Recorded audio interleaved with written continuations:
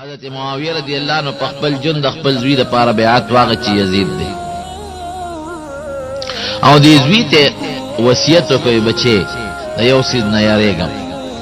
یو څو کسان بستا بیعت نه کوي خلاف پد کوي باقی کې به یو حضرت حسین او بچي ګوره ظلم به سره نه کوي که کلم ستو دا غمیان کې سلانجه پیښه شنو ګوره عفو بوته کې پام کوم بچي ور خپل تورا د پیغمبر د نوسو په وینه رنگ نه کې دا بلوي نقصان شي ډېر ښه معرکه دا چې پیښه شو چې د کوفې د خلک دوی حضرت حسین رضی الله عنه ته سوال جوابونه ولېږل چې تراش د خو بیعت نه کوي نه کو هغه وخت کې د مدینه چې کوم گورنر او والی هغه راغو حضرت حسین رضی الله عنه ورته وی بیعت بکې نائب والی چې مروان نائب گورنر هغه گورنر ته دا سه وک په قلار کې نه غوري دا حسین رضی الله عنه راغواړه ک بیعت د یزیدو ک هډه راخنه او کوي نه ک غوري مړی کا سرته هوا چې دی راغو حضرت حسین رضی الله عنه ورته وی معاویه سه وفات شوه دی او یزید سره بیعت شوه دی تم دې لروسته چې دا بیعت وکي وې زه خدا سے بے سوچ بیعتونه نه کوم مالا مقرا کی زبا سوچو کم سلابو کم بیا بسر گورو وی دیر خبر دیر اوت اگا مروان چه کم نائب والی دے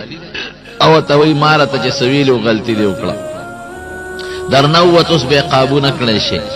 بس چه بیعتی نکو سر با دیتے قلم کڑے وی چپ شا ظالم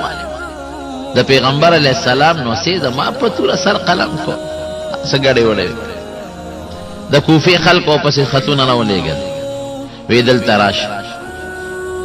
او منگ با دی مرگری او منگ بتا خلیفت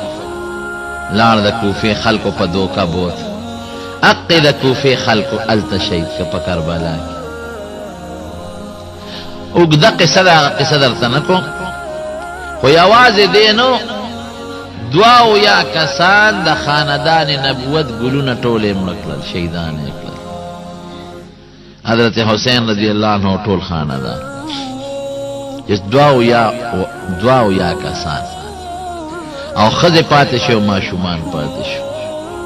او باقی دعاو یا کسان دا ټول دومره په بے درده شهادتونه ورکړي دومره په بے درده چې مخامخ د فرات دریاب او داغي وبیم په باندې کړي حضرت حسین رضی اللہ عنہ ظالمانو وی د فرات د دریاب د وبس پیو خنزیران سکی او د پیغمبر په نوسی باندې یو باندې هغه قصه درته کوم سخت قصه رول شهیدان کړ او بیا چې کم د کوفه گورنر عبید الله ابن زیاد سرونه ته پریکړه راغله یو صحابي فرمایي چې په دې مقناستو مې د حضرت حسین رضی الله عنه سره په یو خانه کې راوړ او دی عبید الله ابن زیاد ته مخ کې کېخو وی د سره یو چوکاوا وی دی پوز له داسې را بارولا وی خلک و چې دی خپل نه دی خو خشته نه دی ایمه چې ظالمه مکه ظلم زما د پرب قسمی چې ما په خپل حضور پاک مبارک لیدلې دی چې دا شونډه او دا پوز خپل کړل د دې وجودونه بغیر د سر نه او به کفن خښوي به د سرونه هغه عبید الله ابن زیاد خدای بیا مردار کوي او سورو دې پس هغه سره داسې ظلم شو چې دا غینم ظلم خو نه سم کار وزروجو خدای نه مې ظلم و خدای پاک داسې کړل چې هغه کم خلق د حضرت حسین رضی الله عنه په شهادت کې شامل او په مرګ کې هغه ټول سر قلم شو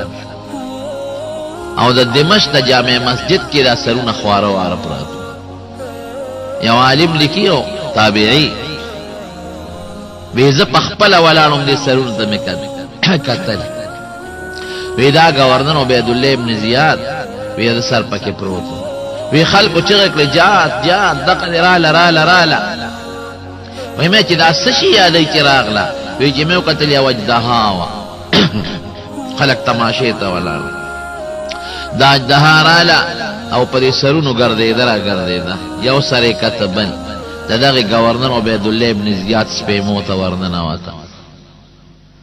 وی دن پکې ننه وته بیا راوته بیا لاره وی بیا بروته وی بیا خلق و بیا چغک لقد جاءت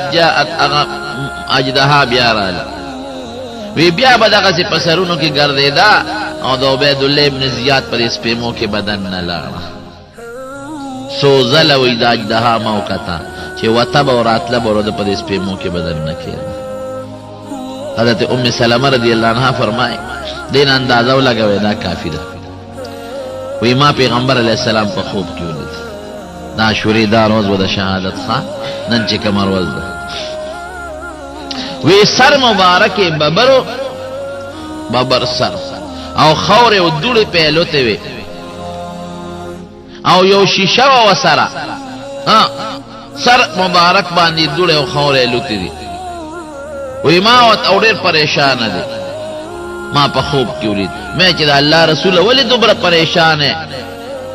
او دا تاسو به سر مبارک خو خورې لوتې وجود باندې دوړې دي وی شهدت قد الحسین آنفا وی اوس د حسین قتل تتل یوم التحاضر شوم دا غزین رانه مشکات کشتا او لاس مبارک کې د حضور پاک جو شیشه و پکې وینم وی دا زما د نوسی د حسین وینم دا دومره ظلم شوی دی. اصل کې دارونو د یهودیانو سازش بعض خلک منافقان ځان ته وی مسلمانان او دنو کافران دا غي سازش پکې شامل غني داسې وجودونو لري انسان لاس ورتل سوال نه پیدا کوي. خدا یو ټکی دی چې کله د انسان د ځړنه د خدای یې راپورته شي شرمخ چې شرمخ شو بیا دې نه د انسان پروا کوي نه د پلار کوي نه عالم کوي او نه د نیک سړی کوي بیا د انسان د مرګ د چرګوټي نه ورته آسان ښکاري. اصل چیز د خدای یاره ده نو چې څوک د حضور پاک سره مینه کوي محبت کوي د هغه لاس پسې د حضرت حسین خپل وجود له ورشي. دا سرونه بیا یوړل یزید د شام ته هلته تحفه کې ولېږه الله اکبر او چې څومره زنانه وې دیم ولا بوتل. عبید الله ابن زیاد ته چې کله دا پیش شو کنه دا سرونه ورته پیش شو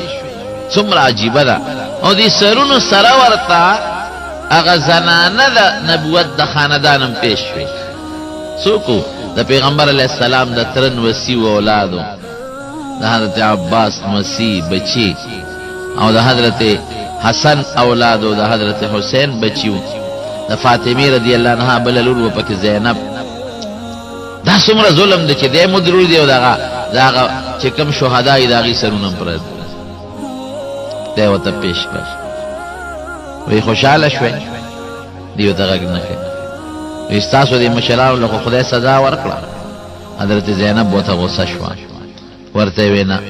مونږ د ایمان چې د الله را طرف نه مقدر واغو شو او زما د مشرانو له الله سزا ورنکړه الله شهادت د فاسقانو په لاس ورکړه او زه په خوشاله ام چې دا د خپل نیکه سره ملو شو هغې سره ملاقات شو. یو پکې جمدې پاتې والی ابن حسین د حسین رضی الله عنه زوی علی امام زین العابدین وی دا څوک دی وی دا زین العابدین دی نوم یې څه دی وی دا علی حسین زوی دی وی دا پکې ولې جمدې دی دا ملک وی چې دا ملک لفظ وی